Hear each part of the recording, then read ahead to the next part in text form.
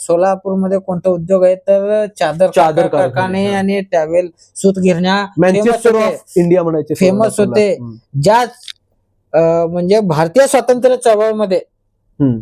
सोलापूर गिरणी कामगार मोठ्या प्रमाणात भाग घेतले होते. हे आम्ही इतिहासामध्ये वाचलो. आज गिरणी कामगार नावाला सुद्धा सोलापूरमध्ये राहिलेलं नाही. ह्या सोलापूर गिरणी कामगार इतका स्वाभिमानी होता की देशासाठी म्हणजे हुतात्मा पत्करले. जे आमचे मल्लप्पा धनशेट्टी असू दे, वळसंगचे मल्लप्पा कुर्बान हुसेन असू दे, किसान सारडा असू दे, जगन्नाथ शिंदे असू दे, हे 4 हुतात्मे हे ना हे गिरणी कामगार होते. सूतगिरणी हे ह्यांनी देशाच्या स्वातंत्र्यासाठी आपल्या आहुती दिले.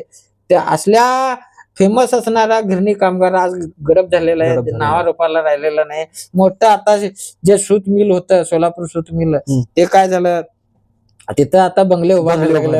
आणि यशवंत सूतगिरणी होती तिथं पण बंगले उभारलेत. आता राहिलं आमच्या भागामध्ये म्हणजे शारदा सूतगिरणी, सहकारी सूतगिरणी होती. तिथं एक 5,000 लोक काम करत होते. समजा 5,000 कुटुंब बंद पडले. ते आता गंजून गेलेलं आहे.